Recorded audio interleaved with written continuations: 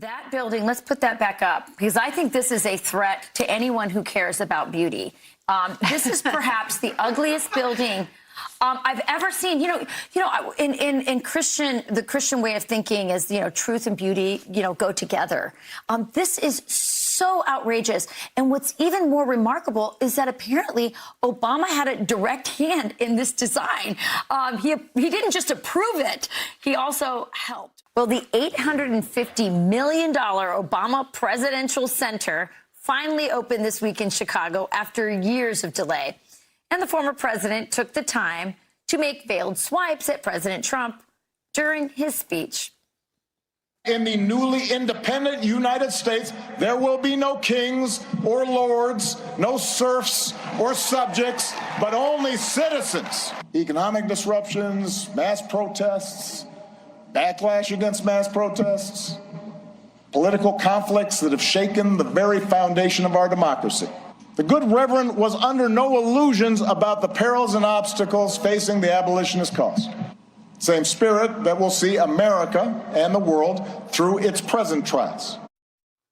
Joining us now to react is Saturday in America anchor Kayleigh McEnany. Kayleigh, so great to have you on. So he's talking about protests. There's a lot of protests around this. There were contractors that were not paid, minority contractors not paid, and also there were a lot of black residents who have been displaced because of this museum.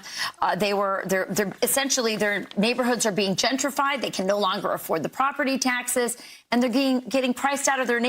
Seems like an odd outcome, both of these, for a very ugly museum raised on the topic of hope and change and empowerment. Yes, and while presidential libraries are for the most part privately funded, with this one, it cost $120 million in infrastructure changes to taxpayers. So you have those being displaced, then you have the infrastructure changes that had to be made in the city. And the payoff is this beautiful piece of architecture smack dab in the middle of Chicago. Wow. But I love in his comments there, he talked about democracy and the threat to democracy.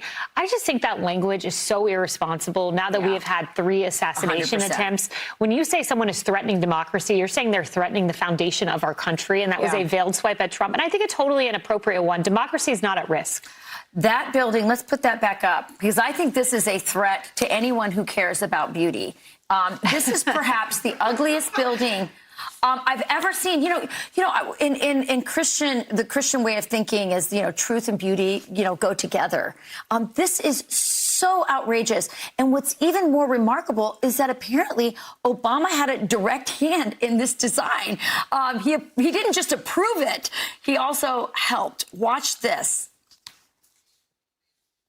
If you had asked the young Barack Obama what he wanted to be when he grew up, he might have told you that his dream was to be an architect.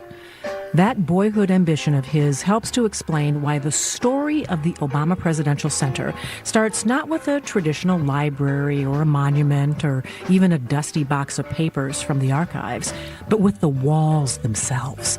Built from granite the president handpicked himself. I mean, when we saw this video, literally, we all started laughing on the couch.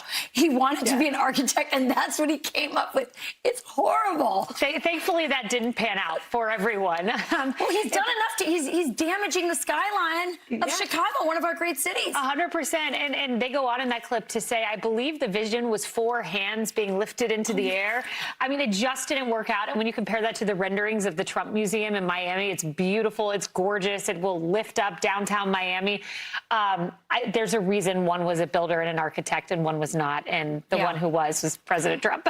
As Brian Kilmeade would say, stay in your lane. Yes, stay in your lane. That's not his lane.